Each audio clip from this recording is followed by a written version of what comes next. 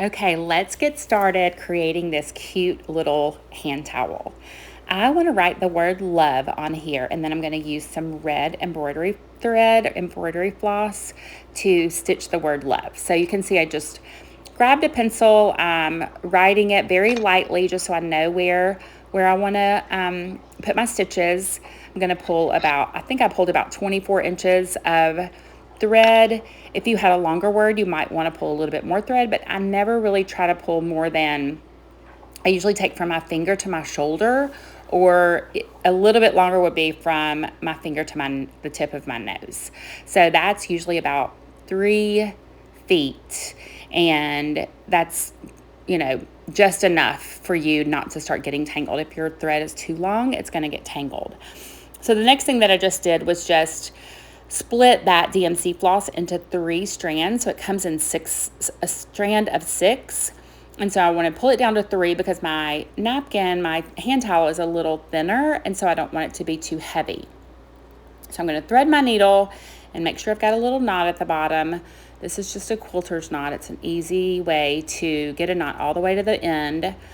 And then we'll get started stitching.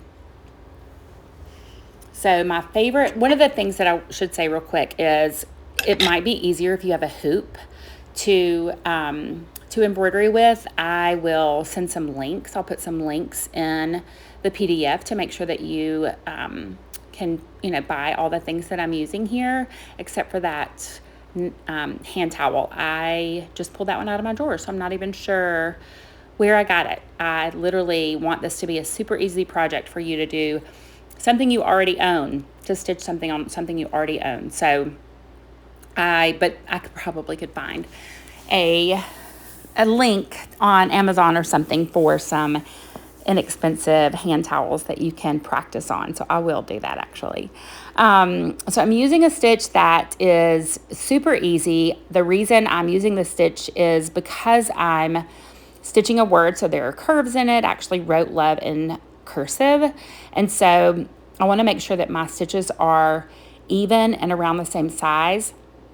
So you can see that I'm taking that needle from the back up through about the same length as I want my stitch to be. I find it easy to do, make sure I have the same size stitches when I do it this way.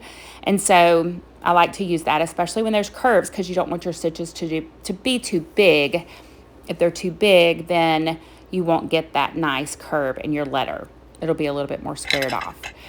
So I'll show you in just a second how.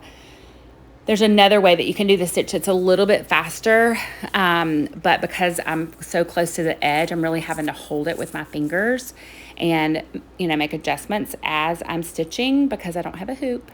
But there is a way that you'll be able to see here, I think, where I come up at the length of my stitch, go back, and then I'm going to pull my needle down the length of the next stitch. So it's a little bit faster. You're putting that needle into you're almost creating 2 stitches at once, or we'll call it 1.5. So that's another way you can do the same stitch. Just depends on what you're working on and how quick you want to get it finished. And once you've practiced a lot, you'll probably get used to practicing this way, and you'll find that it's a lot faster. So I'm going to go ahead and speed this up so you don't have to watch me stitch out the entire word of love.